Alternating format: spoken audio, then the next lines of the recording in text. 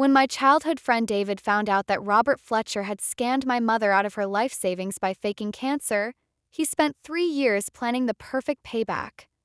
The gold bars hidden in Fletcher's attic became my mother's justice, one bar at a time. Before I dive into this incredible story of long-term revenge and hidden treasure, let me know where you're watching from in the comments below. Hit that like button if you've ever wanted to see a scammer get exactly what they deserve, and subscribe to True Revenge for more stories of justice served with patience and precision.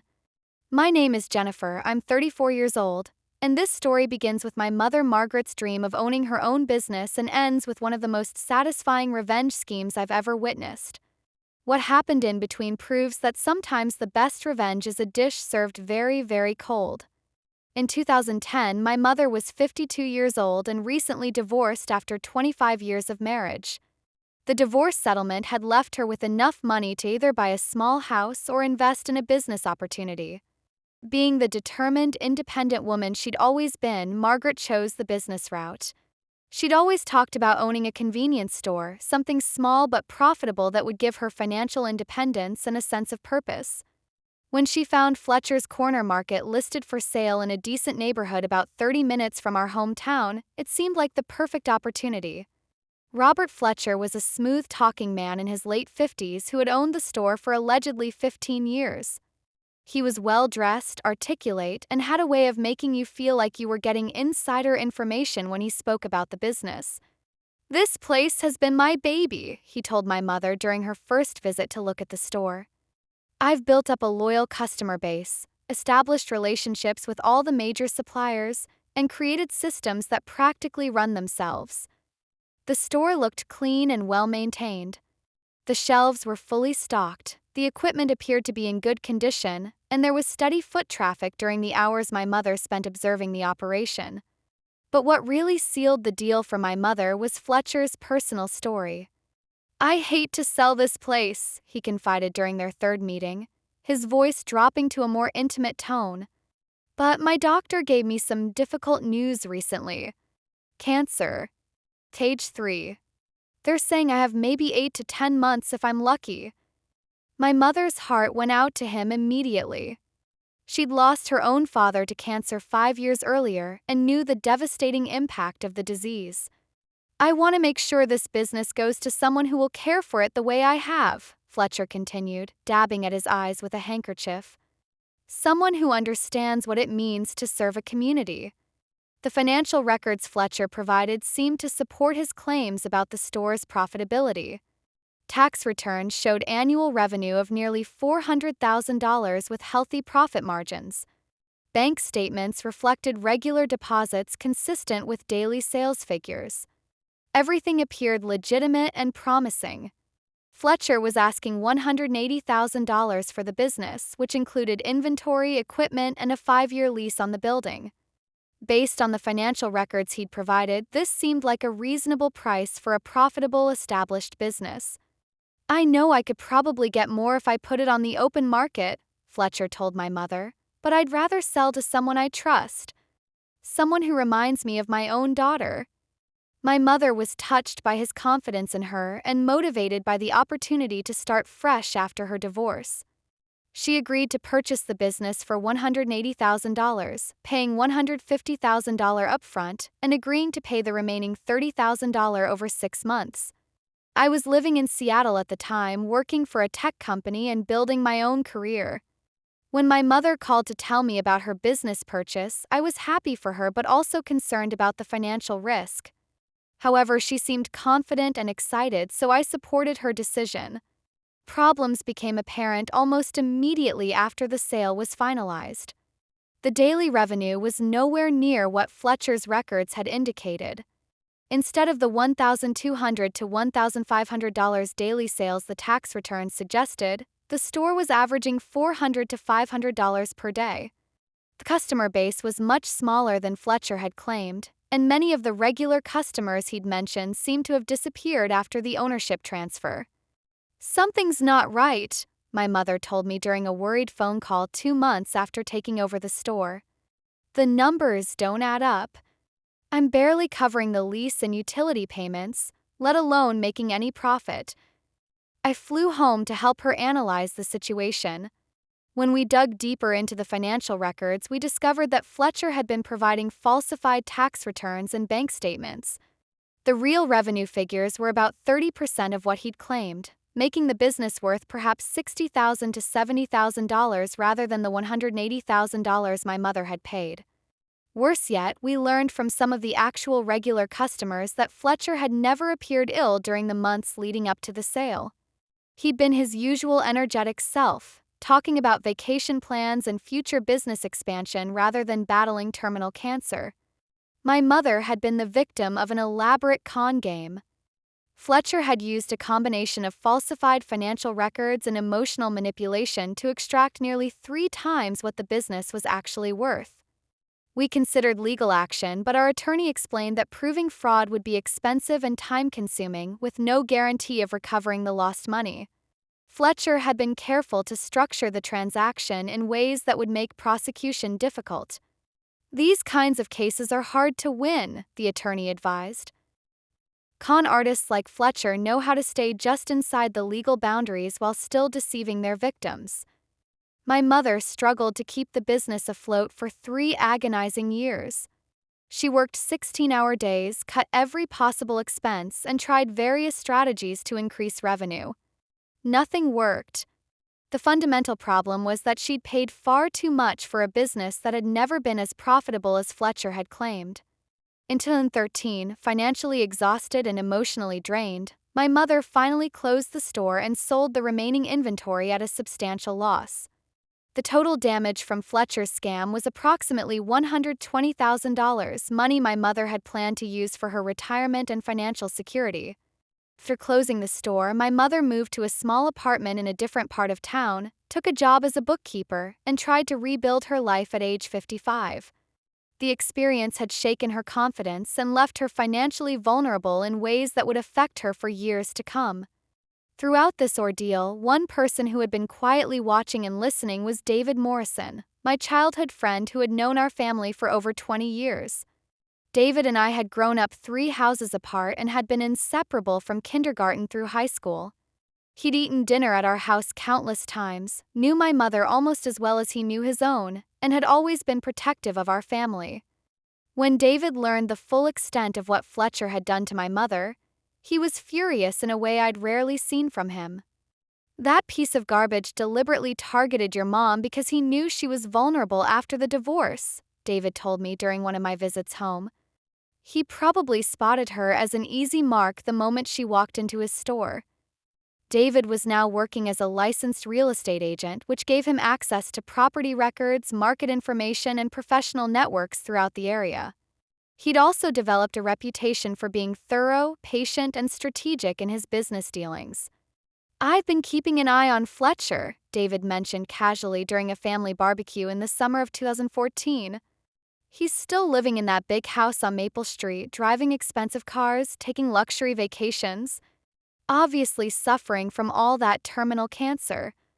David's tone was neutral, but I could see the anger simmering beneath the surface. He'd always been the type to internalize his feelings and think carefully before acting. Over the following months, David began what he later described as a research project focused on Robert Fletcher's activities and assets. He learned Fletcher's daily routines, his social connections, and his business dealings. This wasn't stalking or harassment. It was careful, methodical information gathering conducted entirely through public records and casual observation. What David discovered was that Fletcher had a pattern of targeting recently divorced women with business opportunities that were too good to be true.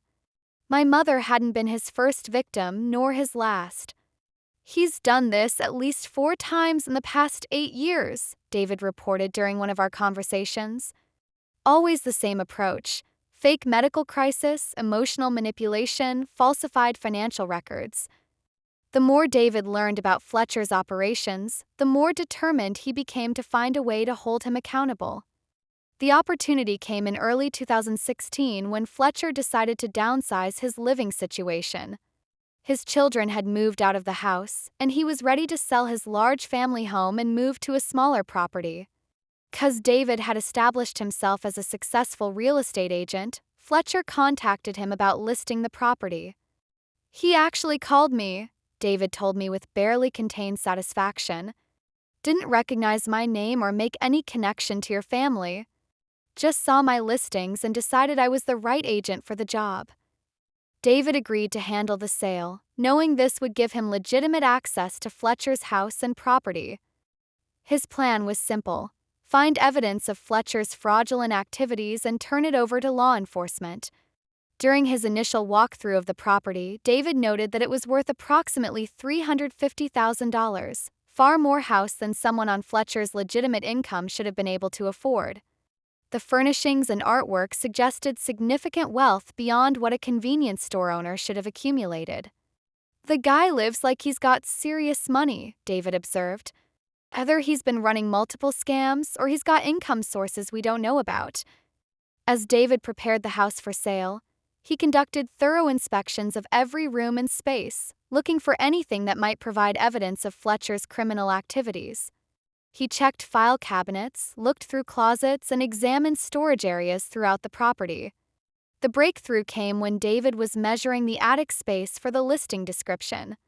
In a corner of the attic, behind some old Christmas decorations, David found a sealed cardboard box that was surprisingly heavy for its size.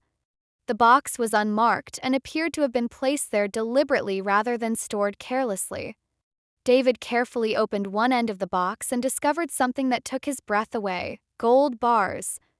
Not just a few, but approximately 20 small gold bars, each weighing about 4 ounces. Based on current gold prices, the collection was worth approximately $50,000.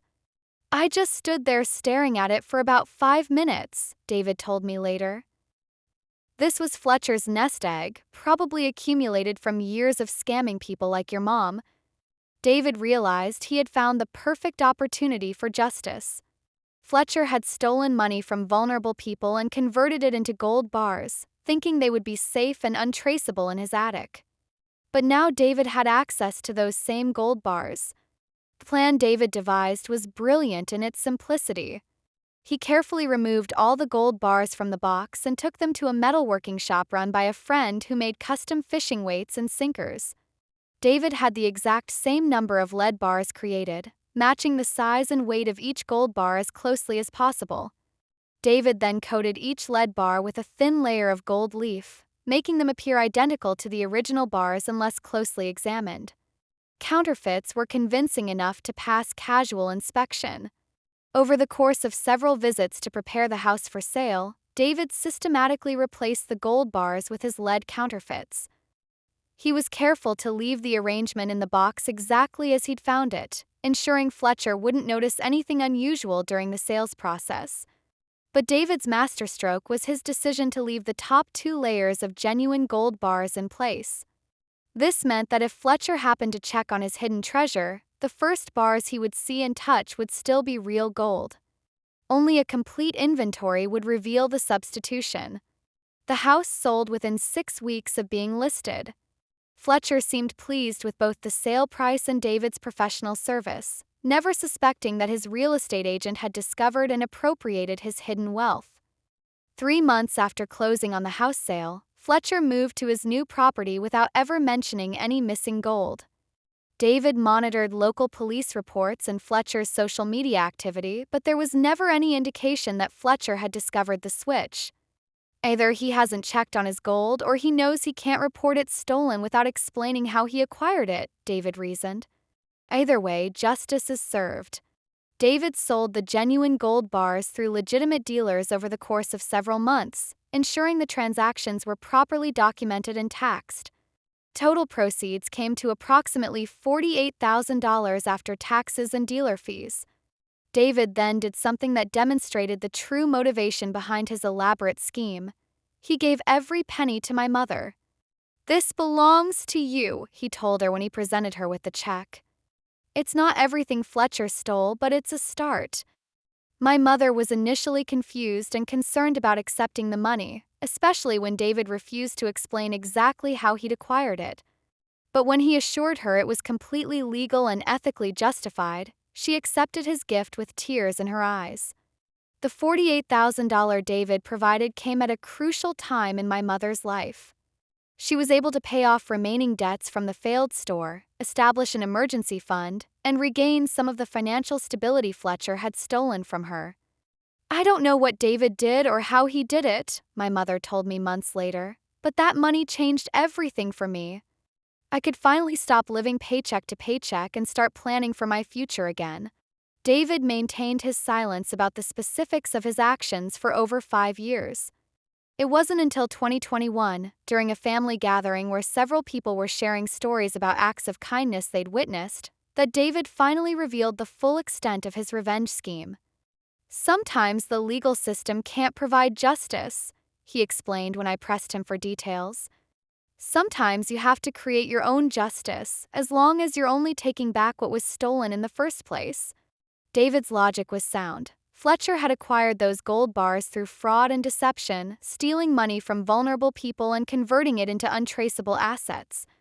David had simply returned those assets to one of Fletcher's victims, completing a transaction the legal system had been unable to address. The moral implications of David's actions are complex. Technically, he had committed theft by taking Fletcher's gold bars.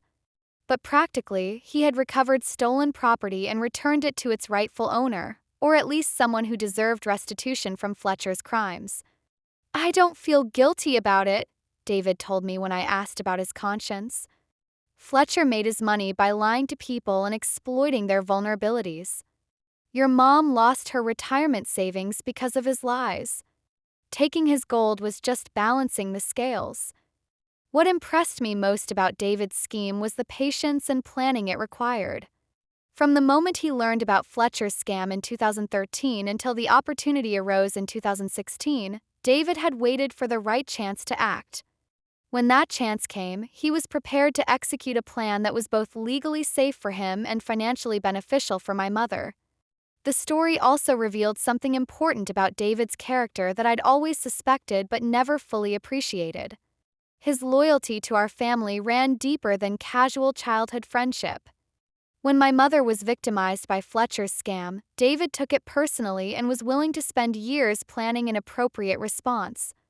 Today, Fletcher continues to live in his smaller house, presumably unaware that his hidden treasure has been redistributed to one of his victims.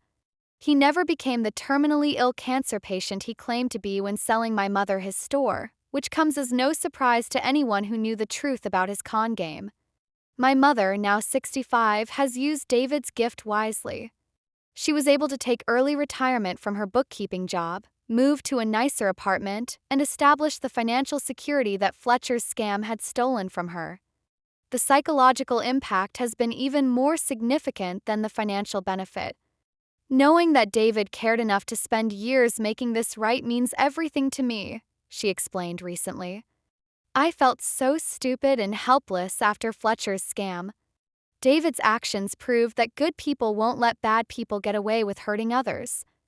David continues to work as a real estate agent and has never repeated his treasure hunting activities. He views the Fletcher situation as a unique circumstance that required a unique solution rather than a template for future actions. "I'm not some kind of vigilante," he clarified when I asked if he'd consider similar actions in other situations. "This was about justice for someone I love who had been wronged by someone who thought he was untouchable." The Fletcher case taught me several important lessons about trust, patience, and justice. First, con artists like Fletcher specifically target people during vulnerable periods in their lives. My mother's recent divorce made her an ideal victim for someone looking to exploit hope and desperation. Being aware of this vulnerability can help people make more cautious decisions during difficult transitions. Second, the most satisfying revenge often requires patience and planning rather than immediate retaliation. David's willingness to wait 3 years for the right opportunity allowed him to execute a plan that was both safe and effective. Third, sometimes justice comes from unexpected sources. The legal system couldn't provide an adequate remedy for Fletcher's fraud, but David's unique position and skills created an alternative path to accountability. Finally, true friendship means being willing to act when someone you care about has been wronged. David didn't just offer sympathy or advice. He invested years of his time and considerable risk to make things right for my mother. The gold bar discovery was fortunate, but David's commitment to justice was deliberate and admirable. I've never asked David if he would recommend his approach to others in similar situations. The legal and ethical complexities make it impossible to endorse theft as a general solution to fraud. But in this specific case, with these specific circumstances, David's actions achieved a justice that the legitimate system couldn't provide. Fletcher's gold bars had been acquired through lies, manipulation, and the exploitation of vulnerable people. David's redistribution of those assets to one of Fletcher's victims created a more ethical outcome than leaving them in Fletcher's possession. Sometimes the difference between right and wrong isn't about following rules, but about understanding the deeper principles of justice and fairness. David understood that Fletcher's wealth had been built on others' losses, and he found a way to reverse at least part of that equation.